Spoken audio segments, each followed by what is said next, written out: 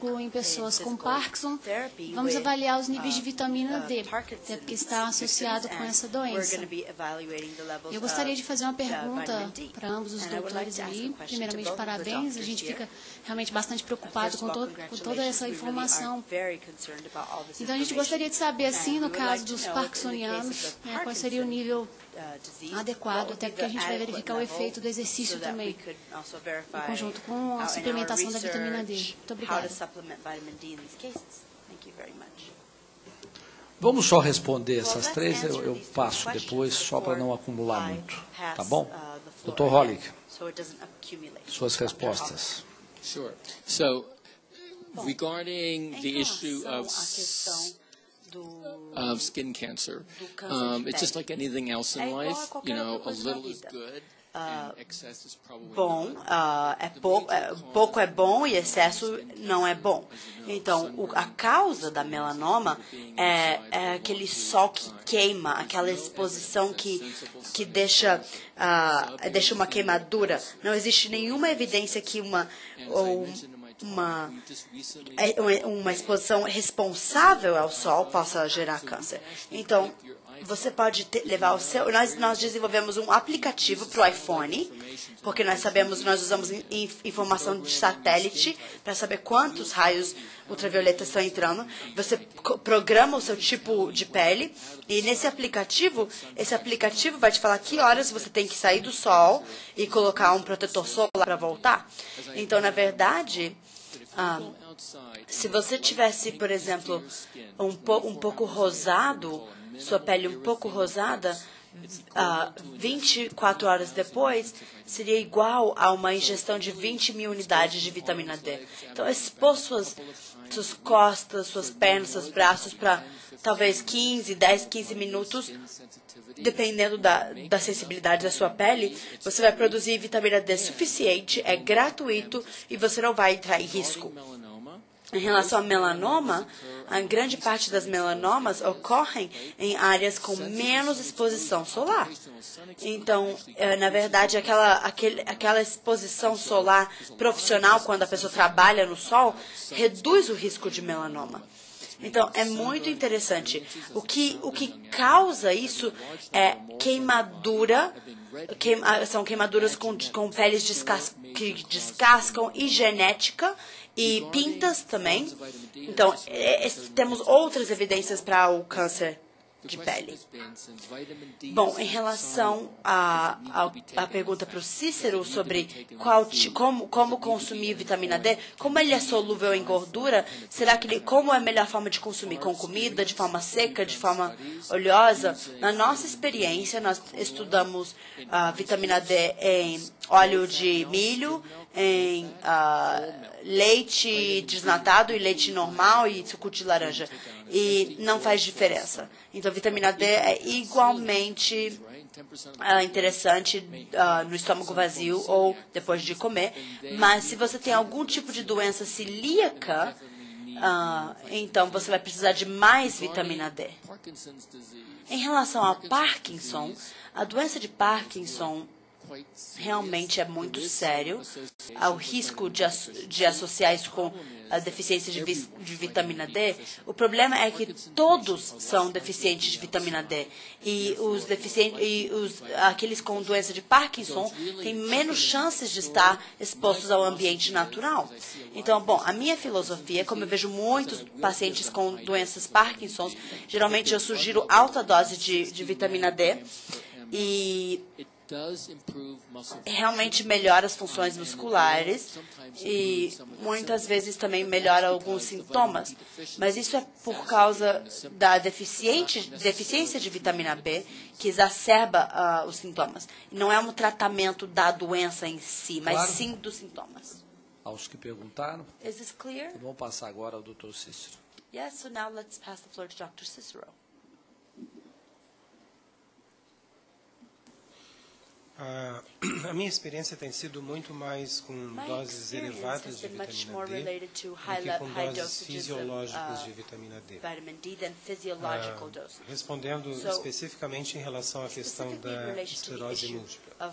Nós começamos a dar 10 mil unidades por dia de vitamina D por volta de 2002 a pessoas portadoras de esclerose múltipla.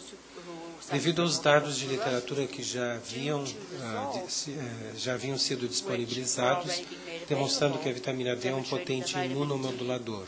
Ela é reguladora do sistema imunológico. Ela não deprime o sistema imunológico.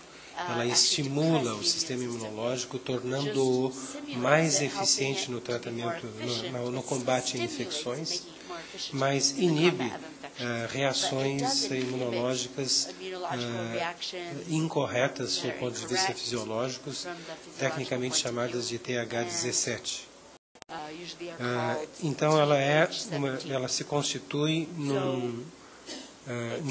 teoricamente no fármaco, uma substância ideal, porque tem a potência de um hormônio, no combate a doenças infecciosas, porque nós não provocamos imunossupressão, mas muito pelo contrário, nós aumentamos a potência do sistema imunológico. Nós começamos com 10 mil unidades de vitamina D, verificamos as melhoras que os pacientes tiveram. Com 10 mil unidades, a doença não entrou em remissão. Os surtos se tornaram muito menos frequentes, mas a doença ainda permanecia em atividade. E toda vez que esses pacientes eram submetidos ou se submetiam a algum estresse emocional, ainda havia o risco de esse estresse emocional desencadear um novo surto de esclerose múltipla. À medida que os anos foram passando, nós fomos acompanhando esses pacientes com doses maiores e verificamos que, à medida que nós aumentávamos as doses, os pacientes obtinham melhor e melhor efeito. Nos últimos 2 a 3 anos, aproximadamente, nós atingimos a dose que julgamos ideal para o combate, para a supressão da atividade dessas doenças autoimunitárias, que gira em torno de 1.000 unidades por quilo de peso por dia. Essa dose, se aplicada, isso para a média das pessoas. Essa dose, na realidade, é individualizada. Pode ser menos e pode ser mais, dependendo do paciente. Nós acertamos a dose de acordo com o nível de paratormônio. À medida que a vitamina D é elevada, o paratormônio se reduz.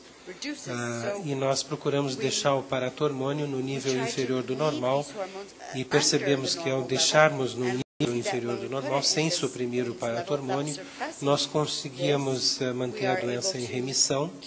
Né?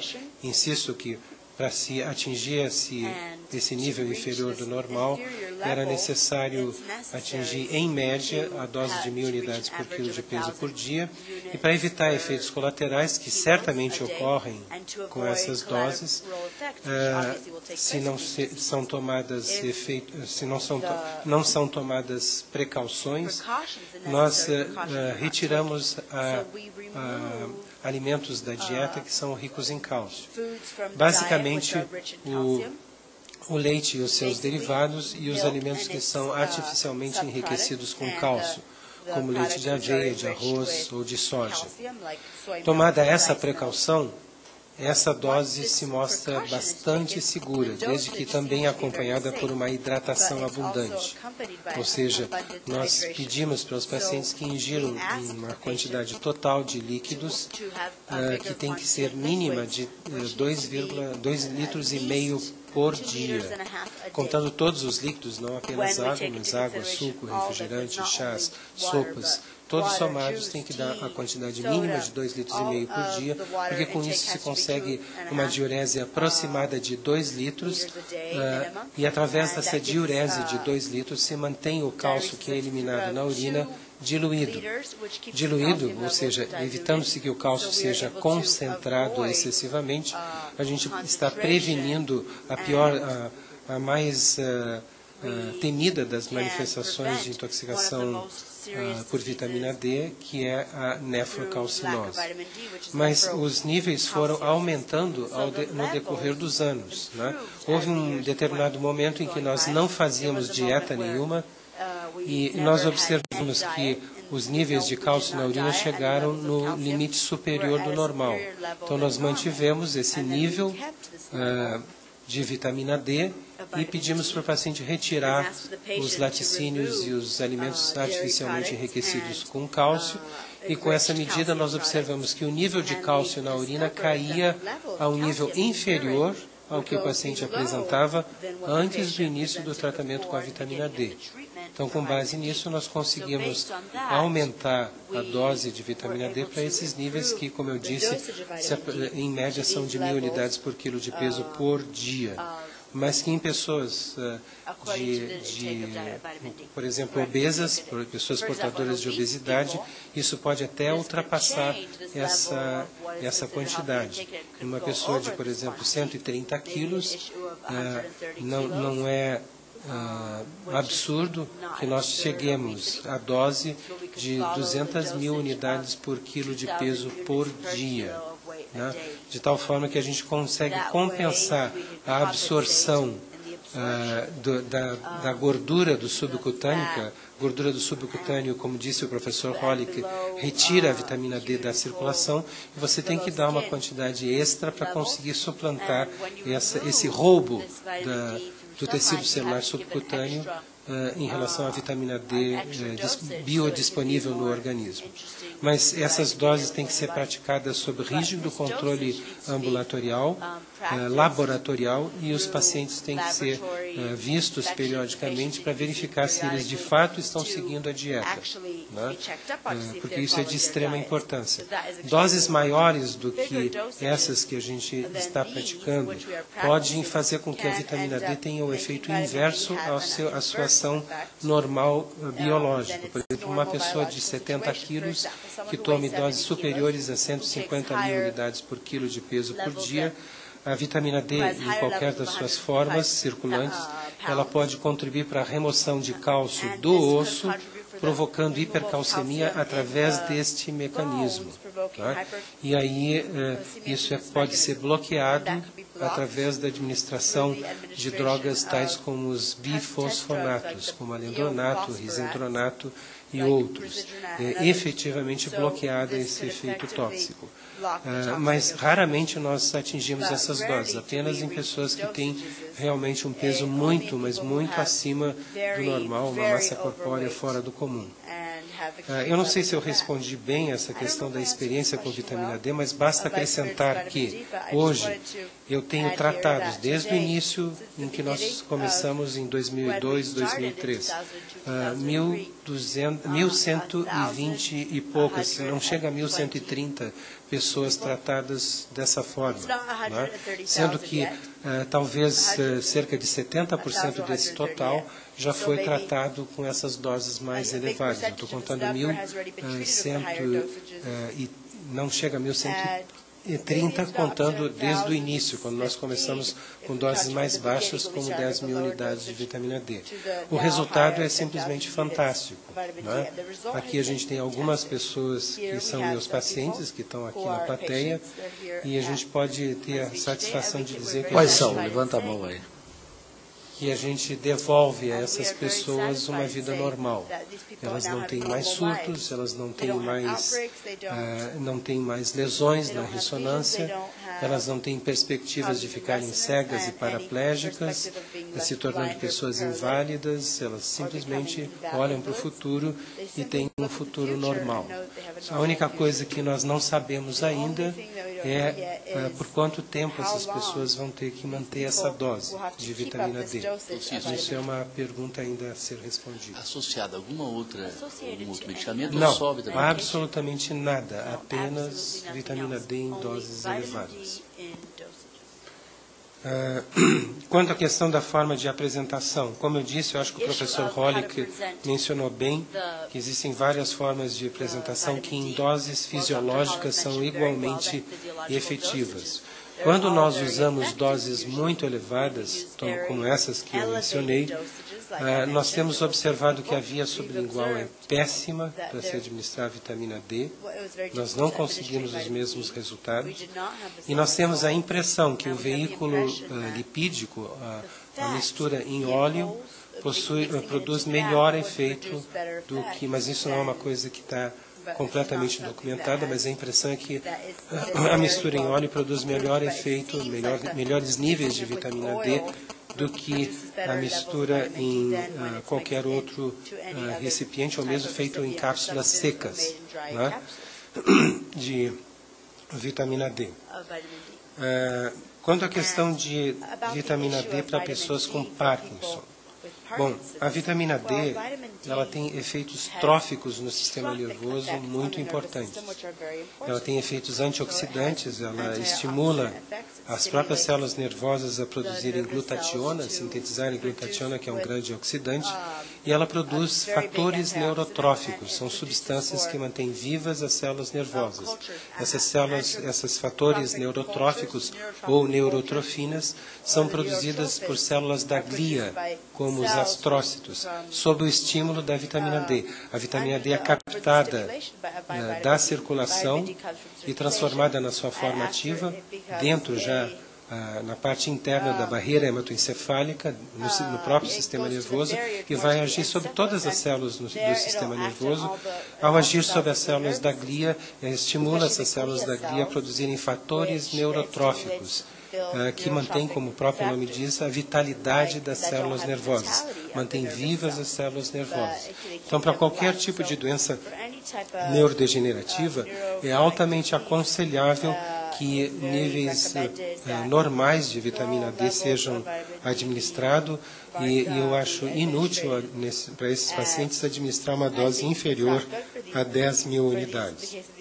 Normalmente, isso para nós depende do peso do paciente, depende muito do peso do paciente, mas para pessoas de 50 a 55 quilos a gente dá 10.000 unidades, mas a gente chega para esses pacientes apenas a normalizar, retirar o paratormônio do nível acima do normal, deixando ele próximo do valor inferior do normal. E isso pode variar desde 10.000 unidades até 25.000 unidades para pacientes por dia, para pacientes com doença de Parkinson. É importante que a gente faça um pequeno parêntese no caso da doença de Parkinson, né, saindo um pouco fora da vitamina D. Eu tenho mais de 1.200 pessoas com doença de Parkinson sob acompanhamento.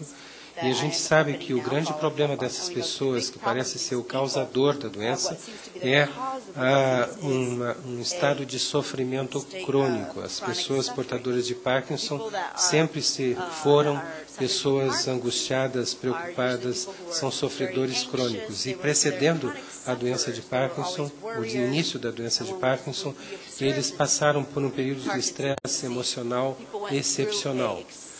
São pessoas que, para um problema desse tamanho, eles sofrem atingem um nível de sofrimento fora do comum. É realmente inacreditável, e você não consegue perceber isso se você não entrevista essas pessoas e especificamente pergunta a respeito desse problema. Aparentemente, o estresse emocional provoca nessas pessoas a formação de uma substância neurotóxica chamada salsolinol, ou de uma forma mais completa, N-metil-R-salsolinol. Parece ser uma poderosa neurotoxina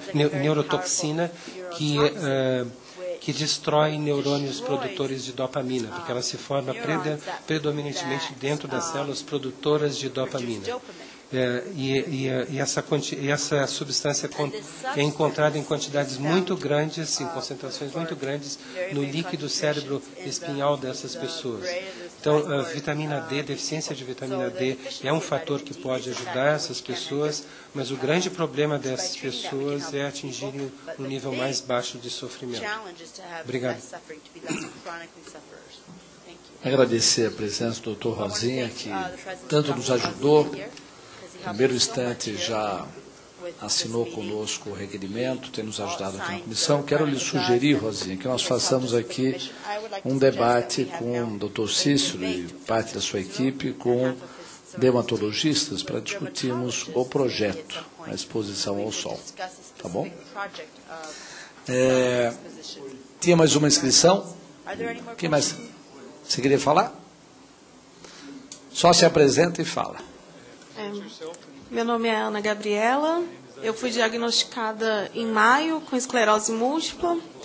E, na verdade, é um apelo, né, que eu faço. Quando eu estava internada, eu já conhecia o Dr. Cícero, o vídeo do Daniel, porque existe uma outra pessoa na família com esclerose múltipla também, num estágio bem avançado, e ela é paciente do Dr. Cícero.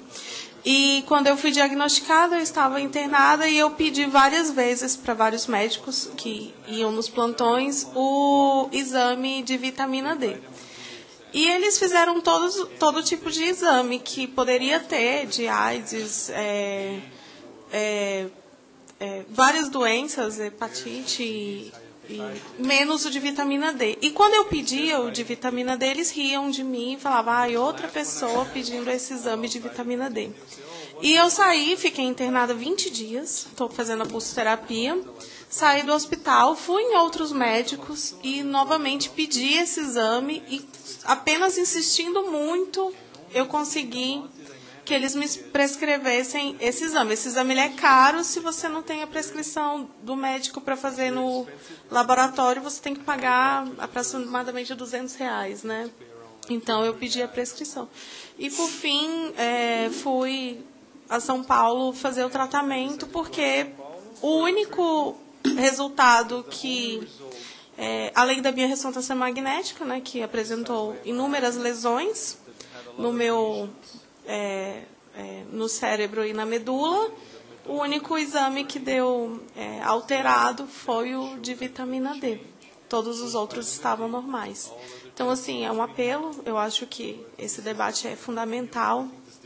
E se eu não tivesse passado tantos anos sem exposição solar, porque eu sempre fui indicada a não tomar nenhum tipo de sol, talvez eu não estivesse aqui, né? Ouvindo todos esses assuntos e tudo. Eu acho que tem que ser mais... É importante esse debate e muito há que se fazer, porque dentro dos hospitais, e acredito que nos cursos de medicina, esse debate precisa ser melhor fomentado, e na televisão e nas revistas. Tá? Eu vou de ofício pedir para, como uma paciente do Dr. Cícero falou, eu vou de ofício pedir a você, Daniel, se você pudesse dar uma palavrinha também, só para completar, aí nós já vamos caminhando para o encerramento. Microfone. Se apresenta e fale. Bom, meu nome é Daniel Cunha, eu sou... Não vai, né? Vai, você puxa. Não, essa aqui não vai. Não, senta na cadeira e puxa o microfone. Eu sou paciente do Dr. Cícero já fazem 3 anos, que eu fui diagnosticado com esclerose múltipla. E comecei a fazer o tratamento convencional e foi muito sofrido essa experiência do tratamento convencional, porque eu tinha muitos efeitos colaterais. E eu tomava uma vez por semana e tinha esses efeitos colaterais todas as vezes que eu tomava. Eu ficava mais ou menos 2 dias baqueado. O que era? Uma injeção? Era uma injeção. E eu ficava... Você comprava? Não, eu pegava pelo SUS essa injeção, né? Que custa super caro, só tomava ela porque eu pegava pelo SUS. E aí estava fazendo esse tratamento até que, por algum milagre, a minha mãe descobriu uma entrevista do Dr. Cícero na internet e marcou uma consulta para mim, e eu fui sem saber o que era, e o Dr. Cícero falou que eu podia largar as injeções e começar a fazer esse tratamento e que ia ficar tudo bem, né? O que nenhum médico tinha falado para mim até então. E aí o que acontece com esse tratamento, eu comecei a fazer, mas a primeira coisa que a gente pensa é por que não está todo mundo fazendo, né? Por que não foi me apresentado antes. E aí entrei para participar disso como um ativismo mesmo, é um assunto que precisa ser debatido e a gente colocar a importância tanto da vitamina D quanto a questão das indústrias farmacêuticas, que é o que esse remédio ser tão caro é o que complica a história toda, né? O que complica que a gente consiga fazer com que a vitamina D chegue para mais pessoas. Então é isso, estamos tentando levar isso para todo mundo que precisa, porque é uma informação que muda a vida da pessoa muito rapidamente, assim. Você já teve alta, não? Já tive alta no final do ano passado, e desde que eu comecei a tomar, nunca mais tive absolutamente nada, levo uma vida perfeitamente normal, tirando a dieta, e tomar água 2,5 litros por dia, que devia ser normal também, então tá tudo lindo. Muito bom. O Daniel tem muita importância porque muitos dos pacientes que chegam para consulta na clínica do Dr. Cícero é porque viram o vídeo que ele colocou e coloca frequentemente no YouTube. Hoje tem uma rede quase internacional, o Dr. Cícero recebe pacientes do mundo inteiro. O César perguntou se há outras clínicas. Há aquelas que aprenderam com o Dr. Cícero. Poucos médicos no Brasil que vieram, fizeram toda uma preparação e levam para os seus estados. Mas há na clínica dele pacientes do mundo inteiro, do Brasil inteiro. Claro que demora muito tempo para marcar consulta. E o que o doutor Cícero quer é que todo mundo faça. Ele não quer a clínica exclusiva para ele, né? Isso é muito interessante. Ou seja, aqui não é um comercial da clínica, mas é a nossa esperança de que as barreiras que hoje impedem a utilização desse tratamento possa ser universal, não apenas para aqueles que conseguem enxergar. Pois não? Oi, boa tarde. Eu queria só fazer uma pergunta, assim, que a gente já está encaminhando aí para o encerramento. As duas palestras foram brilhantes aí em relação à vitamina D. Meu nome é Ana, eu sou nutricionista também, de São Paulo. E, na verdade, minha pergunta, a gente debateu muito aqui, considerando a experiência do Dr. Cícero, em relação ao tratamento da vitamina D para diversas doenças, como esclerose múltipla e outras doenças degenerativas. Pensando na população normal, que não tem esse tipo de doença, mas, enfim, tem uma deficiência bastante importante de vitamina D, e aí a gente não precisaria fazer tratamentos com doses tão cavalares de vitamina D para a população em geral, pensando em uma política pública, como que você, Dr. Cícero, por exemplo, vê, no caso, por exemplo, veículos como lácteos, então bebidas lácteas sendo fortificadas com vitamina D, também sendo fonte de cálcio, e aí no tratamento de vitamina D, por exemplo, de pessoas com esclerose e outras doenças, tem que diminuir o consumo de cálcio para não ter um dos efeitos da toxicidade da vitamina D em relação aí, como o senhor comentou, a nefrocalcinose.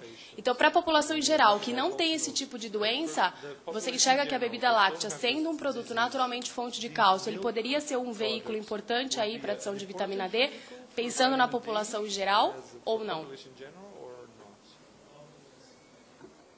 O Walter pode complementar essa resposta, né?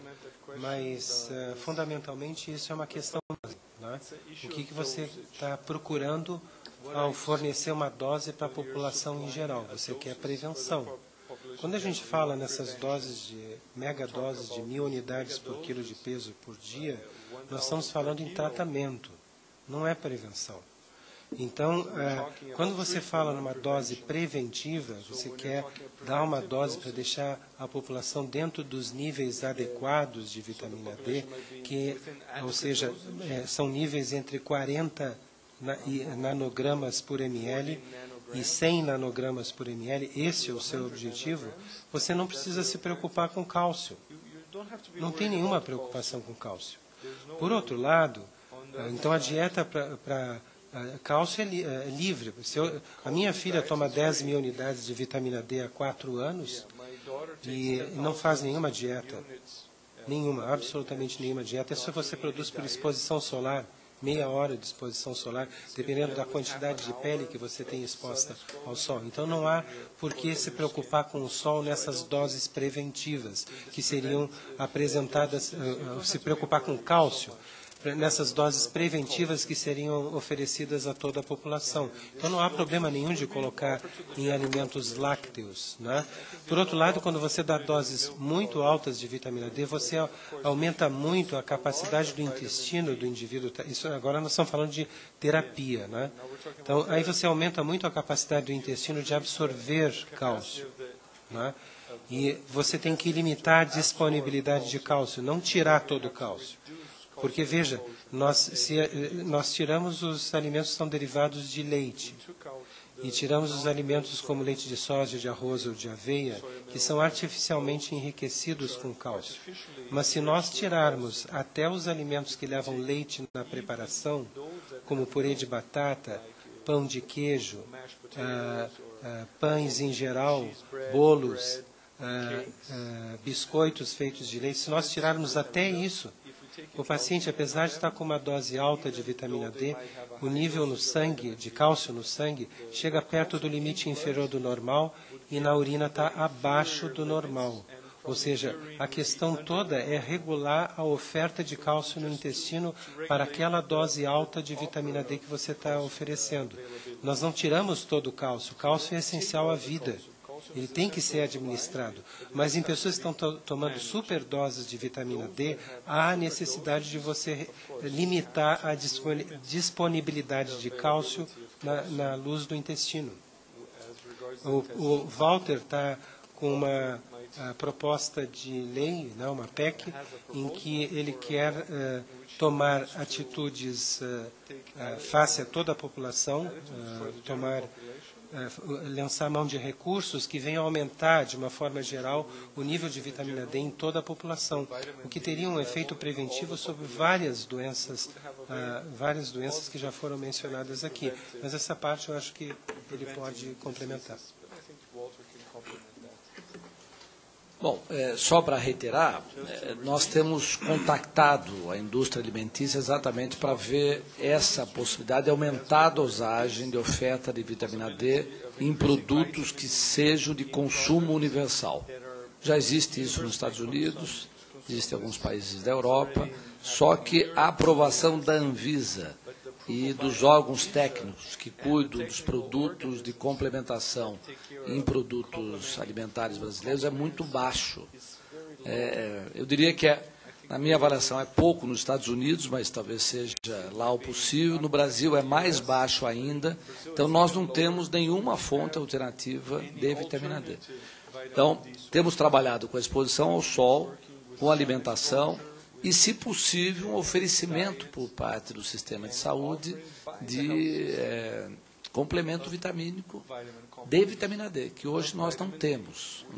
No mercado, tem produtos como Depura, e uma gota são 200 unidades. Vocês viram pela exposição do Dr. Hollick, vai ter que tomar muitas gotas para você ter o nível mínimo necessário para atingir a dosagem sanguínea.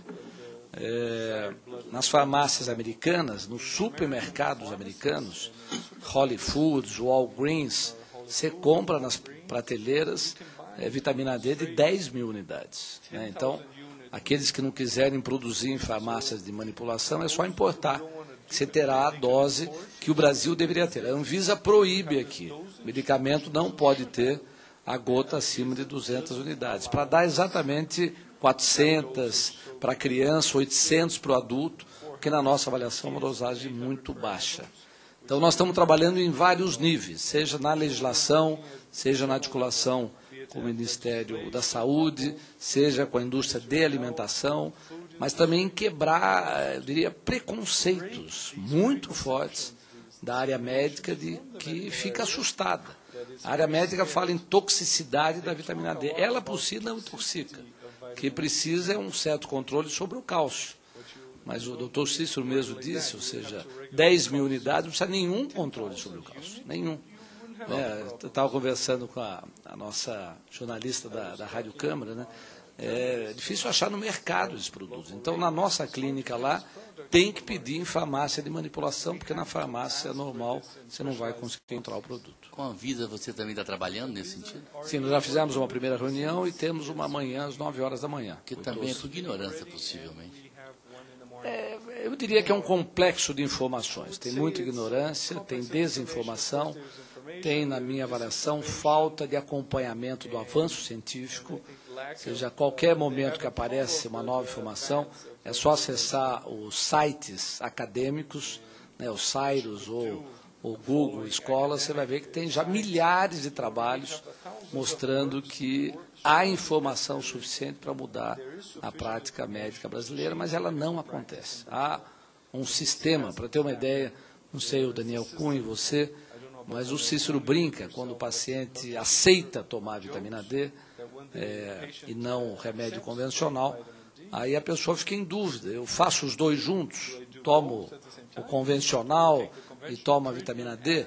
O Cícero fala que se quiser continuar tomando o convencional, só vale a pena se gostar de injeção, mas não pelos seus efeitos. Mas o paciente fica inseguro. Só uma contribuição, está sendo um raciocínio paralelo que não tem nada a ver com a doença em si, mesmo com a vitamina D, e sim com o mercado. Já há alguns anos a gente vem lutando na área da medicina veterinária para que nós tenhamos laboratório de manipulação nessa área. A resistência aqui dentro dessa casa e na legislação brasileira é imensa, que mexe mais ou menos com 5 bilhões de dólares no Brasil. Então, tem questões econômicas que muitas vezes não é só o pensamento da ignorância ou conservador, porque não conhece e às vezes tende a reagir ou até a agir de ponto de vista preconceituoso, mas também do ponto de vista dos interesses que tem por trás daqueles que fazem a abordagem por outro tipo de droga, de medicamento, e com certeza estabilizados, não querem mexer no status quo daquela situação. Então isso com certeza é uma situação, e geralmente quando você está propondo algo que seja mais acessível e de custo menor para a sociedade. Então tem toda uma resistência que eu vejo nessa área da medicina veterinária e possivelmente em alguns setores também da medicina humana. Não tem dúvida, e o pessoal trabalha um pouco para folclorizar. Ela disse, ou seja, imagina pedir vitamina D com esclerose, não tem nada a ver. Se acessa os sites, tem milhares de trabalhos a respeito. Então, por que essa informação não é incorporada? Claro que tem tanto a desinformação como interesses, né? Quando o paciente aceita começar a tratar com a vitamina D e, portanto, não toma mais o remédio convencional, ele é procurado para ser convencido a continuar pelo menos os dois. Mas não cometa a loucura de ficar só com a vitamina D, porque é muito perigoso, vai intoxicar. Ou seja, começa uma série de questões para tentar impedir que isso se torne a prática habitual e eu diria, preferencial no tratamento. Que não é só a esclerose múltipla, o Cícero talvez tenha a maior casuística do mundo de esclerose múltipla, mas os resultados vêm se acumulando nas doenças autoimunes, porque tem um polimorfismo genético que talvez seja a causa da doença autoimune. Com vitamina D você consegue reverter o polimorfismo. Alguma? Vamos em frente, tem mais. Vai precisar falar ao microfone. Desculpe.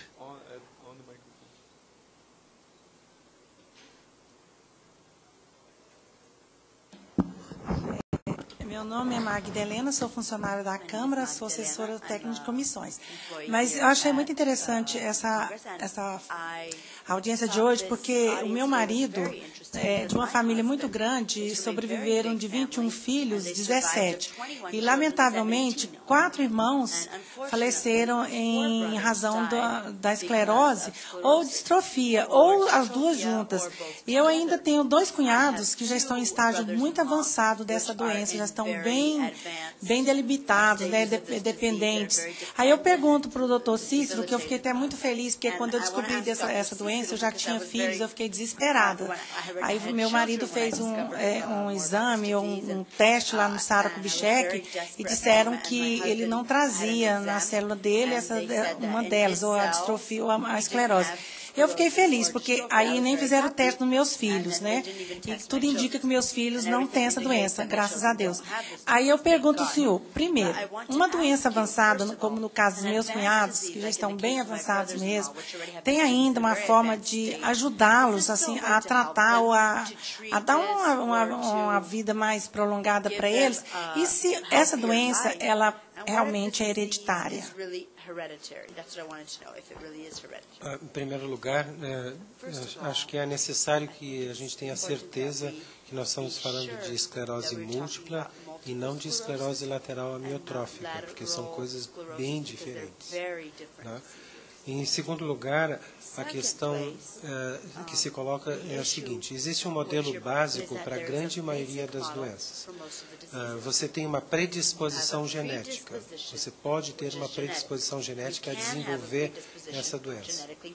Mas para que você desenvolva essa doença ou qualquer outra doença a que nós venhamos a conversar, você precisa também ter um fator desencadeante, que pode ser um fator ambiental, pode ser um fator comportamental e pode ser um fator dietético, por exemplo. Você precisa juntar essas duas coisas para que você tenha essa doença. Então, o que se herda para a grande maioria das doenças é uma predisposição. É ao contrário do que ocorre quando se fala de doenças genéticas propriamente ditas, né? Por exemplo, a síndrome de Down.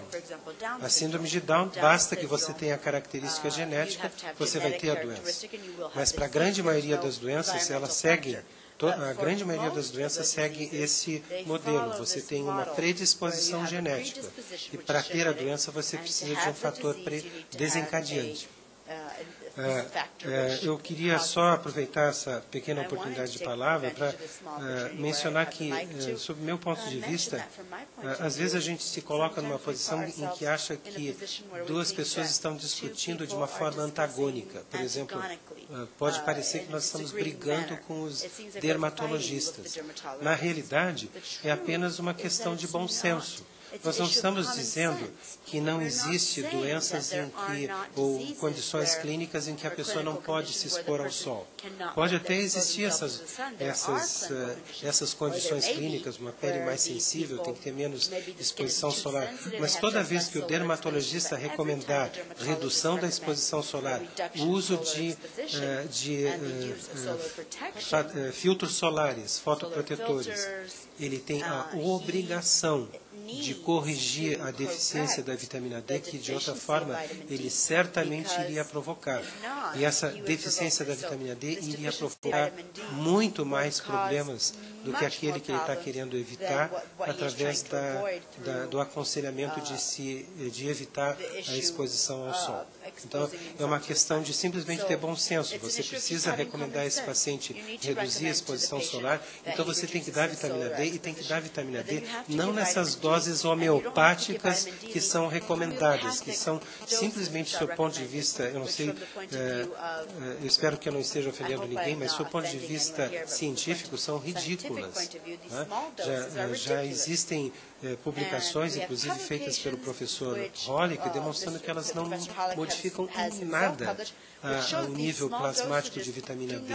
Assim mesmo, continuam sendo chamadas de doses recomendadas por questões alheias à ciência e muito provavelmente relacionadas a interesses econômicos. Né? Então, essa é a mensagem que eu queria dar. Nós não estamos brigando com os dermatologistas, mas estamos dizendo que se eles recomendarem o uso de protetor solar, eles têm que suplementar vitamina D em doses fisiologicamente realistas e não nessas doses homeopáticas que são aconselhadas.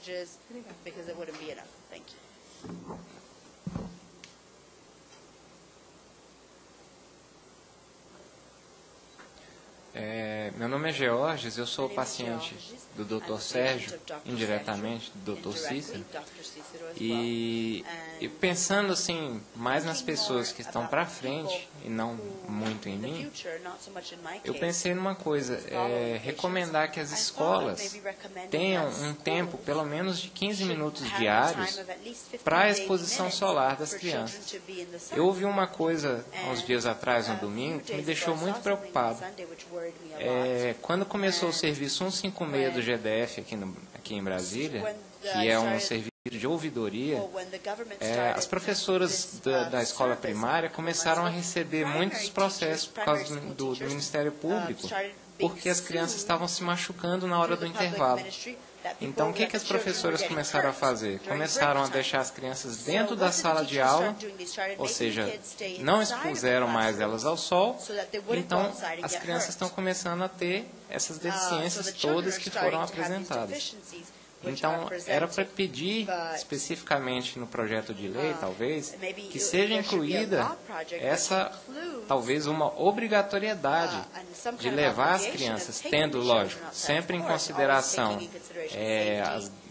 qualquer problema que tenha dermatológico, alguma coisa, e que isso seja tornado obrigatório nas escolas, essa exposição ao sol, para evitar essa carência da vitamina D nas crianças. Eu vou te passar o projeto fala isso. Os trabalhadores em situação de confinamento, aos estudantes das escolas, aos pacientes de unidades hospitalares, aos presos. Todo mundo fala, não, mas o preso já tem direito aos 30 minutos de sol. Não é verdade, ele tem 30 minutos de liberdade da cela. Chama um banho de sol, mas não é o sol que eles estão interessados, até porque os governantes da área presidiária nunca tiveram muita ideia sobre o papel do sol. Então, já está no projeto, mas eu te passo depois, agradeço o seu reforço, porque as crianças, além disso, hoje fazem atividade física e esportiva em ginásios, quadras cobertas, já não tomam mais sol. Sol é perigosíssimo, segundo todo o sistema. Muito obrigado. Outra coisa, agradecer a vocês três pelo trabalho, porque eu acho que esse trabalho, assim, para os próximos anos, pela abrangência da vitamina D, é uma coisa revolucionária, sem dúvida. É uma coisa para ficar na história mesmo. Agradeço muito, César. Só mais um dado para saber da importância assim, dessa coisa da dermatologia e a falta de, na verdade, bom senso e equilíbrio. Aqui deve ter mais de 15 projetos tramitando sobre protetores solares. Eu, inclusive, estava investigando uma questão da incidência, depois eu acabei tendo um estudo feito aqui e acabei não apresentando, da questão da carga tributária em cima dos protetores solares. E queria que ele saísse da classificação de cosméticos para medicamentos. Então, assim, e tem dezenas de projetos. Isso é só para ver como que essa coisa, praticamente consensada na sociedade, por interferência, evidentemente, do conhecimento e aí, ou da falta, né, do conhecimento, mas da ação dos dermatologistas. Eu fui... quase fiz dermatologia, fiz monitor, então tenho muita proximidade. E assim, a gente fica muito surpreso que a gente, quer dizer, nós estamos aí com o que eu chamaria de uma iatrogenia, porque há uma interferência forte na sociedade desse pensamento e assim, são muitos anos, são décadas de formação nas universidades.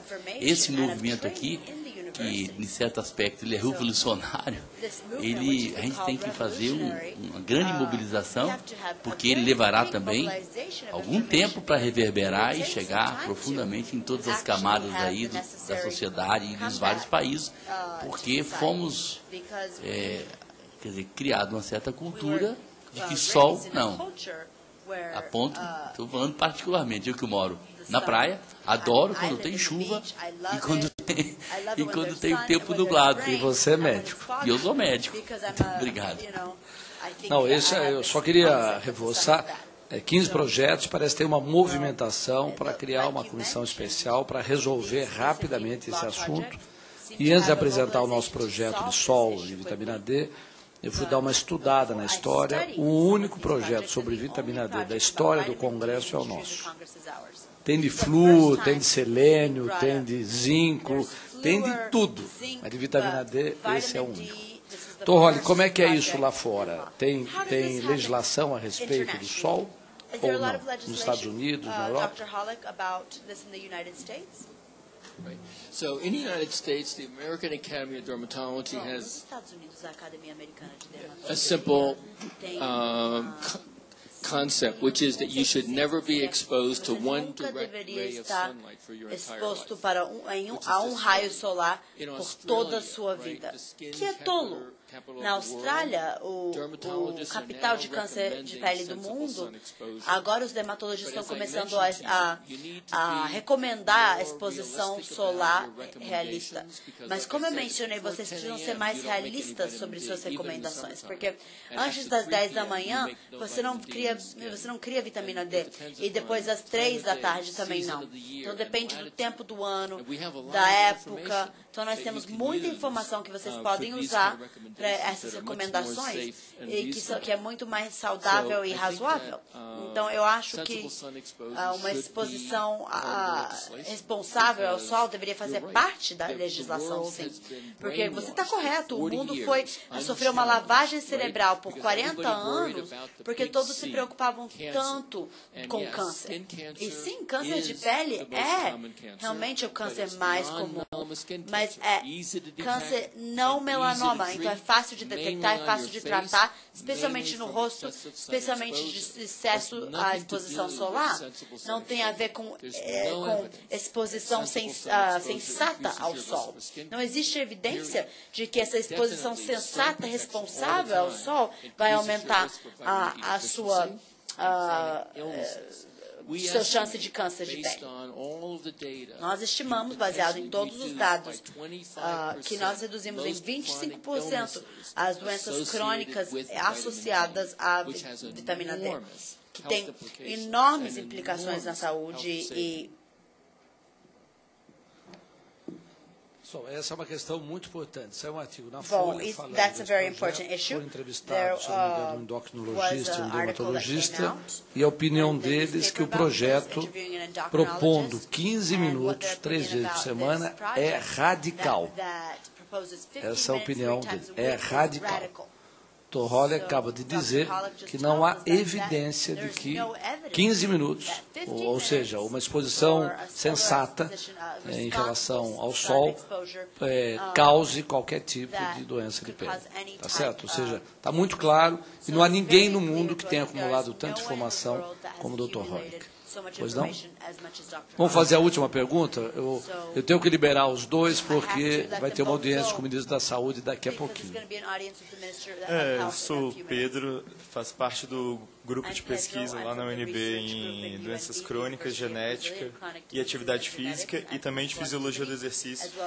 E uma das dúvidas que eu fiquei aqui, que já encontrei alguns estudos, né, que atividades físicas de longa duração dá um certo declínio na imunidade, né? E isso já foi verificado em atletas, e eu gostaria de saber se, para pessoas normais, fazem atividades físicas ou de longa duração ou de muita intensidade, a mega dose de vitamina D também é recomendada. Right. So, and just as Dr. Cicero had said, that even though there is some people out there saying that because vitamin D at high doses alters your immune system, doses altera o seu sistema imunológico, que é incorreto que ele está inibindo o seu sistema imunológico. É um modulador imunológico e ajuda você a manter boa saúde imunológica. Existe uma interessante observação sobre que exercício extremo e programas que alguns homens associam com um risco maior para ALS, nós não compreendemos porquê, mas nós achamos que talvez uma alta dose de vitamina D ajude a combater. Doutor Cício, para final words. Dr. Cícero, final words. É interessante chamar de radical poucos minutos de exposição solar. Talvez se diz, e já era comentado na época em que eu me formava em medicina, que esse problema talvez tivesse sido a causa da Revolução Francesa. Porque na época da Revolução Francesa, os nobres, as meninas nobres, elas eram aconselhadas a usar luvas e sombrinhas para não se expor ao sol e não deixar a pele queimada, não deixar a pele escurecida.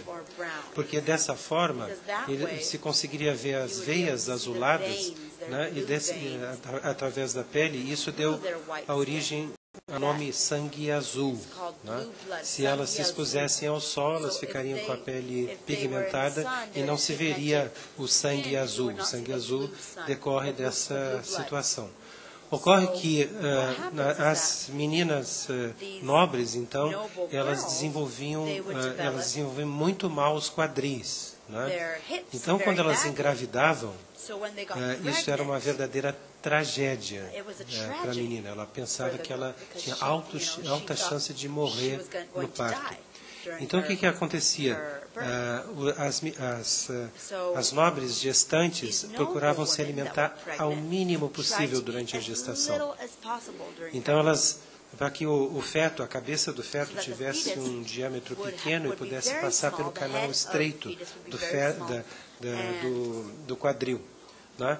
Então, se diz que isso deu origem a reis com uma cabecinha, um cérebro muito pequeno, né, que foram incapazes de perceber o problema social que estava ocorrendo na França naquela época, né, e simplesmente ignoraram a situação do povo e levaram a situação uma situação extrema que levou eles a perderem não só o trono, mas também a cabeça. Né? Hoje, olhando para essa questão da vitamina D, a gente pode pensar que não só o cérebro pequeno deve ter jogado um papel nisso aí, mas também o cérebro que se desenvolveu no útero materno em deficiência de vitamina D por baixa exposição solar. Então, a vitamina D, a falta da vitamina D pode provocar dificuldade cognitiva e talvez seja por isso que essas pessoas estejam chamando essa atitude de 15 minutos de exposição solar como muito radical.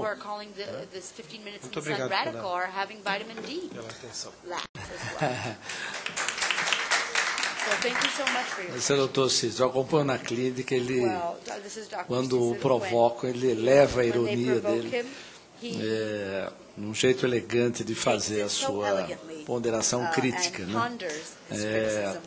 Nós somos a uma área científica, porque estamos pensando em esses casos tratados na clínica, dar um tratamento científico, a produção de um trabalho, para mostrar para a humanidade de que é possível, pelo menos na esclerose múltipla, você fazer um tratamento muito adequado, muito barato e que cure.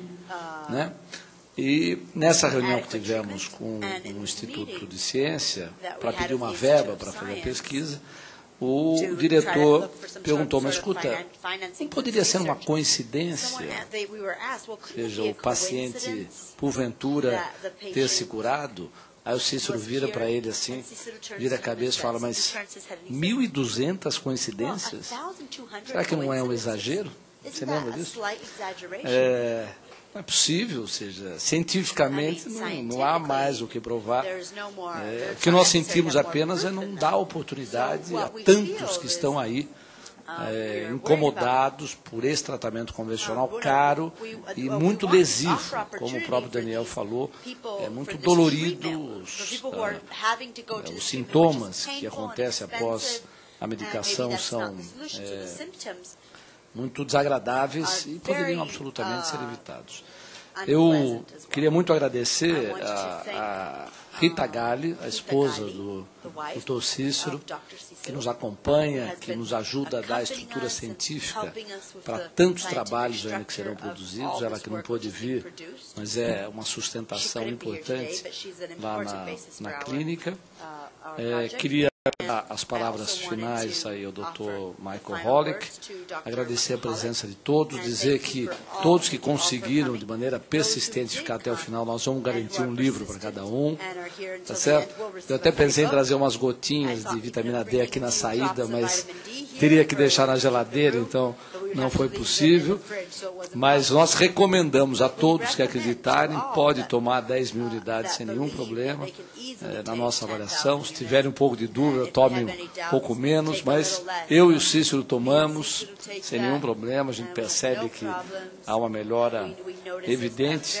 E queria pedir ao departamento médico daqui, eu falei muito com o Dr. Ray Greaves, se a gente pudesse trabalhar um pouco mais juntos, tentar fazer um trabalho de pesquisa aqui dentro, quem sabe trabalhar para que o pessoal tome mais sol, depois testar os resultados. Eu tenho certeza que no departamento haveremos menos internações, menos ou consultas. É muito passível de ser testado. Isso porque nós temos um contingente muito controlável aqui na Câmara Federal. Eu sugiro que a gente ainda se esforce para fazer um trabalho conjunto com toda essa gama de informações que nós temos hoje. Então, uma sugestão que eu queria reforçar aos senhores que representam aqui nessa reunião o Departamento Médico. E, antes de encerrar, quero agradecer a presença de todos, aos nossos funcionários, à internet que nos transmitiu, e queria passar a palavra ao Dr. Holick para as suas palavras finais. Well, again, thank you so very much for the opportunity to be here.